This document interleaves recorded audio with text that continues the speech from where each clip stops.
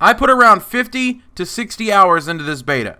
I made an attempt to use anything and everything possible that was available to the players in the beta to bring you the most thorough review I could. Pretty much all of my time was spent playing on the PlayStation 4. I tried playing on the Xbox One. It was unplayable. It was freezing every 5 minutes, and when it wasn't freezing, the ping was maxing out at 400. This beta on the Xbox One has to be one of the worst beta rollouts I've ever been a part of. This game is a billion times better when playing on the PlayStation 4 in every single way. Now let's get into the review. This game feels just like Black Ops 2, with specialists added on and with isolated wall running and underwater play here and there. The wall running sections are extremely fun to traverse, but they are limited, the same going for any underwater areas in the maps. This brings an interesting new aspect to the game that doesn't change the flow of the original COD feel. Unlike Advanced Warfare, this plays and feels like classic Call of Duty, despite these additional aspects of movement.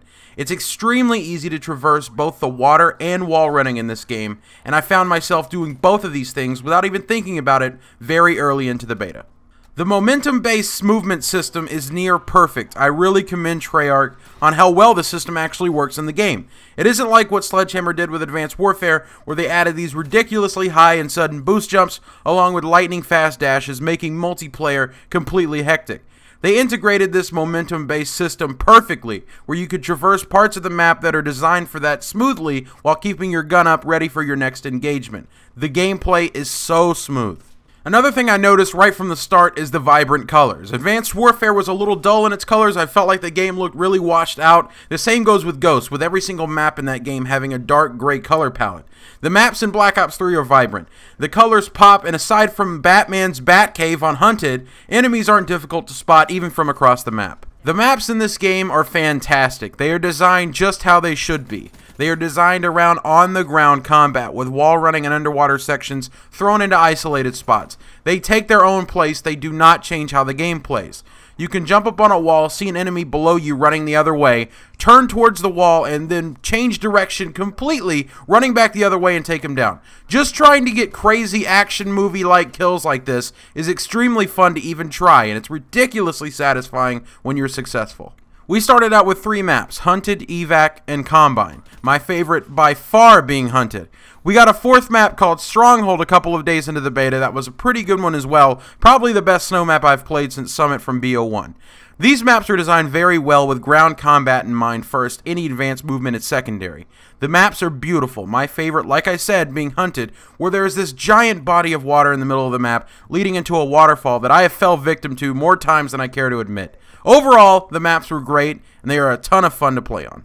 The sounds in this game are fantastic. The weapon sounds are great. They have a rich, fulfilling, and genuine sound, and they truly vary from weapon to weapon, giving you that much more of a reason to try all of them out.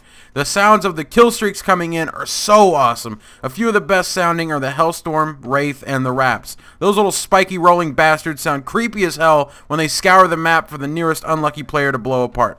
The chatter between the specialist in-game is also something that I noticed. You'll hear your own character congratulating someone else's specialist on a kill or shaming one of your enemies after you decimate them. This is really, really cool, and it gives the game a little more substance, making you feel truly invested in the game and the specialists that you've chosen.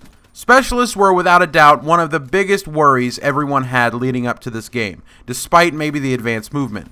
People were worried that these were going to be completely overpowered and spam beyond belief, but from what I played, that isn't the case at all. Yes, there are some instances where you get completely wrecked by someone's Sparrow or electrocuted by a Tempest, but when playing, you understand that these things exist. You know when you run into them to spot and call them out to your team. I think the specialist existing adds depth to the game. It gives you a little extra something to go for, not to mention they are so much fun to use. Not only that, but they encourage a little more teamwork and communication. Playing with the guys, when I get wrecked by a Tempest, I let my guys know to watch out for them. Not to mention, you get extra points for neutralizing someone using a specialist weapon or ability, so that's always awesome. Using the specialist weapon and abilities are fun, no doubt about that. And they are extremely useful, but a huge part of this is using them at the right moment. You don't want to use your specialist ability only to get mowed down immediately. You can die really easily with these things, so the idea of them making players invincible just isn't true. In fact, a great method to countering these specialist weapon or abilities is built right into the game. The head glitches. They are everywhere. We'll be covering the specialist in detail in an upcoming video. I am so happy to report that the score streaks in this game are fun to use. I found myself never going for score streaks in Advanced Warfare. They were boring, the same with Ghosts, but the score streaks in Black Ops 3 are fun to use. They really are something to actually go for because they reward you once you get them. I was dropping 4 to 5 man feeds with the Hellstorm consistently. This wasn't the case towards the end of the beta because they nerfed it quite a bit due to complaints, but that was due to the spawns being so bad that it led to Hellstorm feeds, which I totally took advantage of. But there were a few score streaks that could use a buff, like the Lightning Strike and the Bombing Run. Those are horrible. Some of my favorite score streaks were the Hellstorm, the Dart, the Raps, the Cerberus, the Wraith, and the GI unit. The Hellstorm is so awesome. It's better than Black Ops 2's version in my opinion. The Dart is kind of squirrely with its movement, but once you learn to control it, it's a mini monster.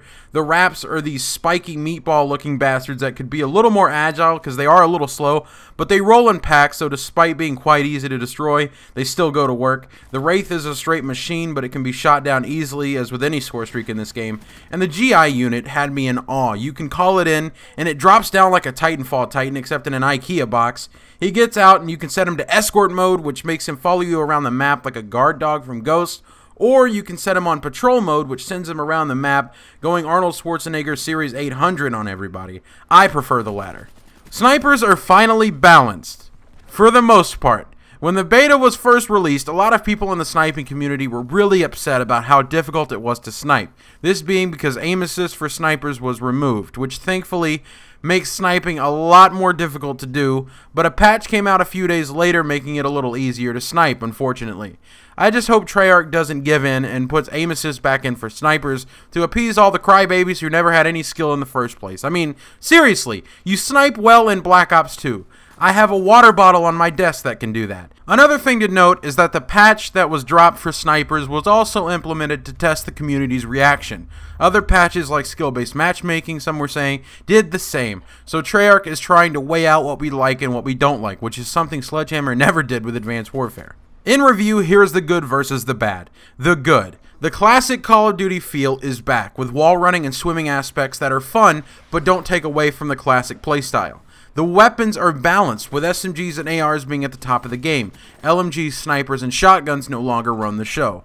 The maps are fantastic, the sounds are awesome, specialist characters are fun to use, well balanced for the most part, and add a little more depth and substance to the game. The score streaks are interesting, rewarding, and fun to use, Paint Shop is incredibly cool, and the player counts are back in the form of percentages. Now here's the bad.